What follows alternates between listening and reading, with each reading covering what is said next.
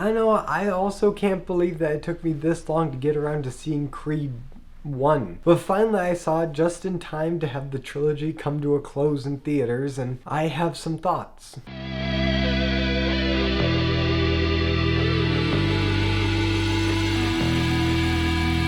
Creed. Now, Creed is a film. It came out in 2015, was directed by Ryan Coogler, stars Michael B. Jordan as Adonis Creed, and as probably the last person on earth to figure this out, Creed is a continuation of the Rocky franchise. This is Rocky 7 without really being a Rocky 7. It's that whole kind of legacy sequel slash reboot thing that was really popular around 2015 when this came out, but this movie really is something special in the legacy of, ironically enough, legacy sequels, because this movie does what so many of these sequel reboots try to do, and it's to introduce us to a new cast of characters and try to get us to care enough about them where we don't miss the original cast. And this movie pulls it off. Yeah, we still get a lot of Sylvester Stallone as Rocky in this movie, but we don't get Paulie, we don't get Adrian, we don't get Apollo, mostly because all those characters are dead at this point, and Rocky really is the last man standing of the old guard. So it really is on Ryan Coogler's shoulders to get us to care about this new cast just as much as we cared about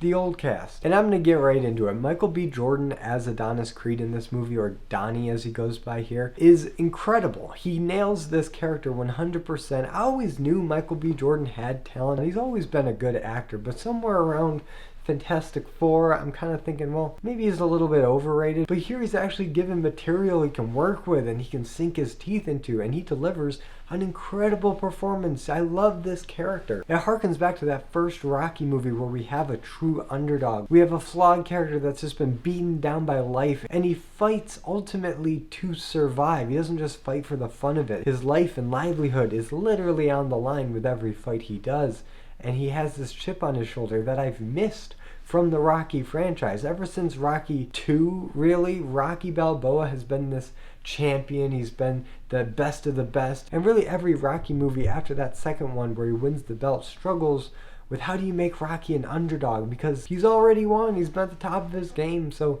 you don't really have that underdog comeback story as much. But here in Adonis, we have a true underdog. He's untested, he's kind of wild, he's not properly trained, but he's got heart, he's got skill, and now he just needs someone like Rocky to take him under his wing and hone him into the best version he can be, to honor his father, honor his legacy, create a new legacy for himself, and all the great motivations that come from this type of movie. And I guess before I go any further, I should probably give you my real quick thoughts on the rest of the Rocky franchise, because I'm kind of a half in, half out fan of this franchise. It's not a franchise I go to all the time, but you know, sometimes I'm just in the mood for it, so then I'll go on a Rocky binge and I'll watch a bunch of them, and then I'll wait 6 months to a year and just not watch any of them. So in preparation for this video, I did rewatch all the Rocky movies and watch some that I've actually never seen before. And my thoughts kind of go like this. The original Rocky is a classic, great underdog story, great film, A+ filmmaking, good human story, relatable, gets your blood pumping when it's supposed to, good climax, good finale.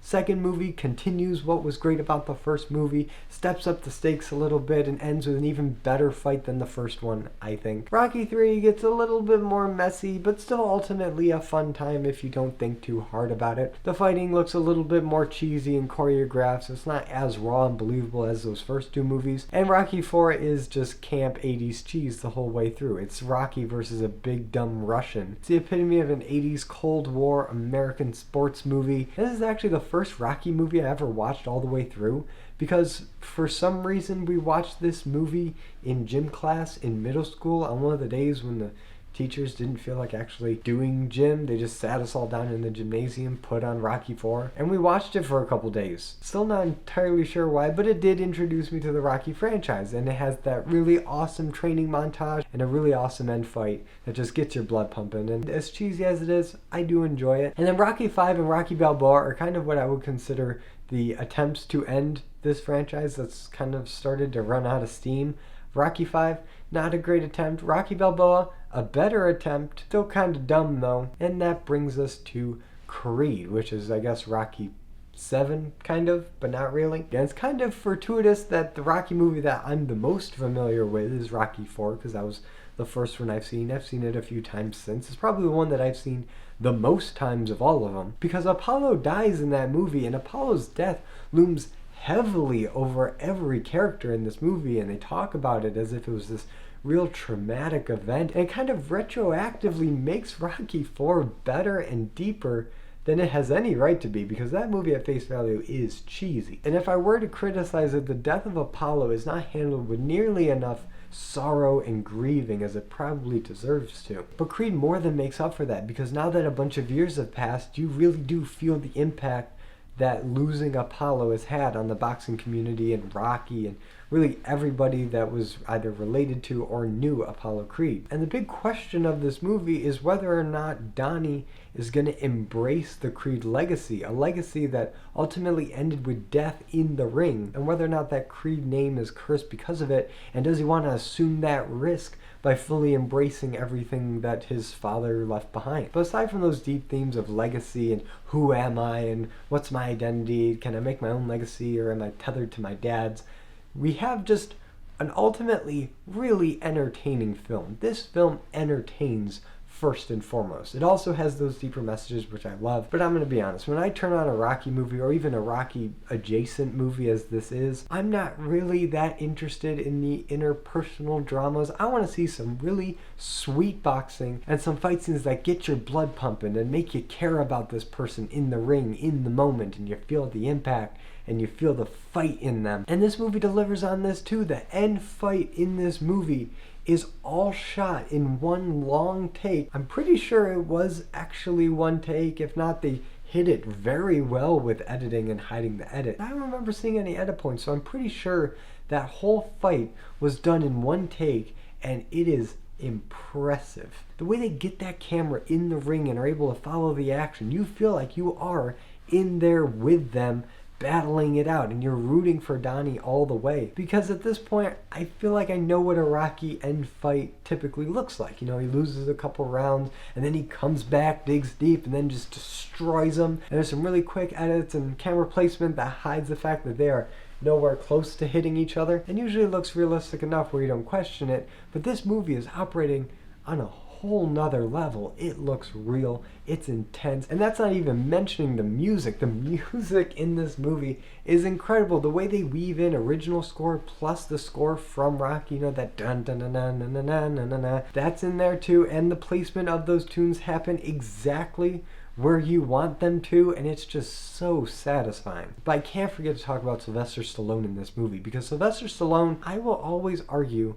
that he is a good actor. He's given enough performances like that first Rambo, like the first two Rockies, where you know that this dude actually has some acting chops. But the thing with Stallone and a lot of 80s action heroes is that over the years, their roles get more and more cheesy and basic, to where they basically just become these muscle-bound G.I. Joes that don't really have a whole lot of personality, don't need to act all that well, they just need to show up, shoot the guns, and get their paycheck. And unfortunately, Stallone has kind of fallen into that trap over the years, but it was so nice to see him really commit and give a good performance here. Because his performance as Rocky in this movie is so real, so authentic, so emotional, where I didn't actually see Sylvester Stallone. I just saw Rocky Balboa, and that's something that I haven't really seen since the second Rocky movie. And those are pretty much my thoughts on Creed. I can't believe it took me this long to actually see the movie, given that it started a whole trilogy of new Creed movies, as well as jump-starting Michael B. Jordan's career for the better. So yeah, this movie is as good as everybody says, and I can't stress enough how happy I am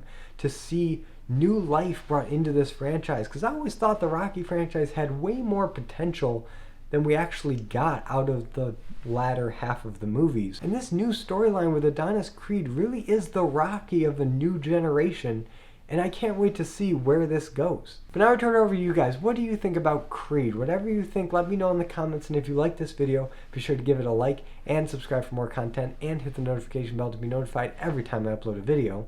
And as always, I'm Colby, this is my Nerdy Talk, and I'll see you in the next video.